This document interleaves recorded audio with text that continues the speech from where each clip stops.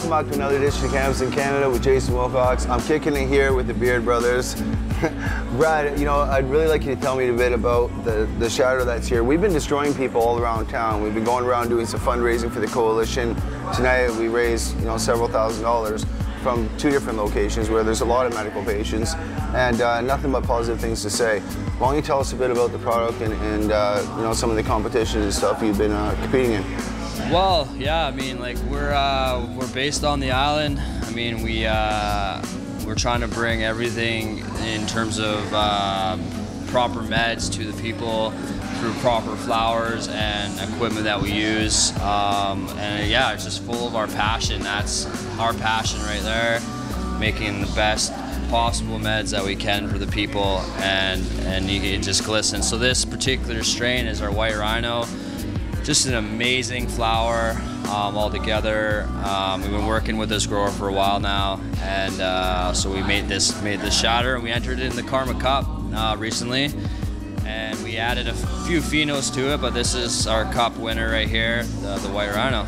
So we won first and third, and yeah, I mean, that's just a pat on the back for us, really, just to say we're working in the right direction. Yeah, absolutely. And we want to keep the good karma rolling. I mean, that's about just helping each other to grow in this community and into this fight we have ahead of ourselves right now. Now, what would you say to the people out there that are making extractions, open blasting, doing things a little dangerous, and not necessarily knowing what they're doing, even with the types of butane they're using? What would you say to those people? Well, it doesn't really matter what type of butane you're using when you're open blasting, bottom line, period.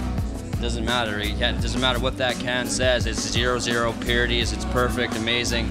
No, there's still impurities in every can they use because it's just the manufacturing process of it. And most important is it's super dangerous, and that we can't be having people open blasting improper and don't know what they're doing and essentially blowing themselves up and giving this industry a bad name. There is proper equipment, there is knowledge, there is the right way. So there's no excuses for people to be open blasting anymore. Now you do what, a closed loop system? Yeah, we run a closed loop system, so we refine all of our butane, whether it's medical grade and butane or it comes in a can. We refine everything that we put into our system. So before we even run it, it's refined. We take all the impurities out of it, make sure it's pure. We might even run it 3 times in our loop to make sure it's that clean. And it's all about safety. So when we go to work, it's just, you know, we got to make sure that safety is #1, and that we're looking out for one another. We got all our safety protocols and our equipment's up to date, and we're on our game every day. Have you guys had any of your shatter tested for impurities or anything along those lines? Yeah, we know it's medical grade. We know it's hitting the standards in that respect. I mean, you are using a solvent. It's pretty near impossible to get 0 impurities, but we're shooting towards that with different products, right? But in terms of this process, we are medical grade. And medical is what matters, and again, we see people competing all around the world. Right now, of course, Arze Smith extractions is up before the Supreme Court of Canada, set for March, I believe March 20th. I'm just going off the top of my head here and medicated, just to be fair. But anyway, I believe March 20th is the SEC hearings, and that's going to actually determine the extractions. And again, I don't necessarily know whether the government's going to say, oh, it's okay to use butane to make extractions when they can say solventless only, which is what a lot of other academics are thinking. So I'm just wondering what your take is on that part. I mean, solvents have their place in terms of, I mean, there's solvents used in so many things in the industries, different industries, for extracting different things. At the end of the day, as long as we're getting it to that cleaning up point, because I mean, you look at life in general, there's residuals in everything possible, our water, our food, there's little traces of stuff, even our flowers, like you can never get that perfect, there's the atmosphere that we live in, right? So I mean, it has its place. Yes, there's other products, there's CO2 extractions that we are getting involved with, and other types of solvents to be used, totally organic. You can start, we're looking at using your own terpenes, so you can extract with limonene and stuff like that. But BHO and butane has its place. No, for me, the way I look at it is there is whatever residuals are there, compared to taking the painkillers I would need to get myself out of pain. Yeah. Then I look at the hypocrisy in the argument. So really, you know, it is about residuals, and it's about, you know, again, reasonable limits on the law. And we're going to have to see just what the government comes out with after the Supreme Court of Canada renders a decision in Arze versus Smith.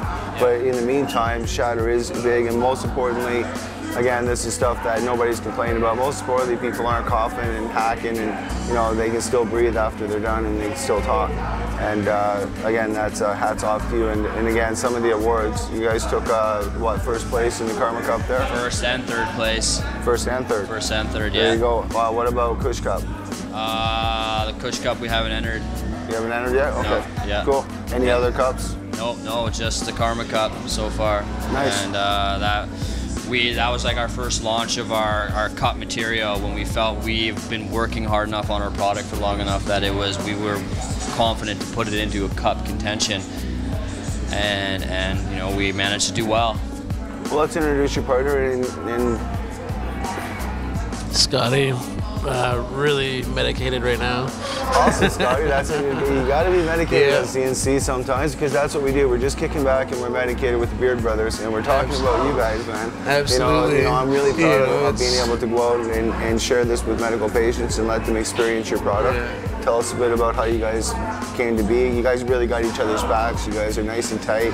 Absolutely. I noticed how ridiculously medicated I felt after my first dab, and that's what really got me sparked, and I know it helped with me and my nerve damage, so that's kind of what my main pain is. I can't sit properly sometimes or walk properly, but when I have this, I know I can stretch out, I know I can relax. You know, being able to share that with everybody is kind of the road and the path that I'm going on now, and with Brad here doing the same thing, you know. Yeah, and you know, he's got heart too, so we're on the same path. Well, I know when I met you two cats, the one thing you guys said was that, you know, all I care about is that it's medical grade. You know, and that, you know, I didn't hear that from a lot of guys. You hear all these guys doing open blasting and worrying about cashing in, the fastest way to make money, not thinking about the patients. And first thing I heard from you guys is about the patients, and that's why you won the cup, and I believe that you have more ahead of you. You know, and on that note, thank you for coming on Cannabis in Canada, and let's get back to dabbing. Sounds good. Peace. Thank you. See you in the next show.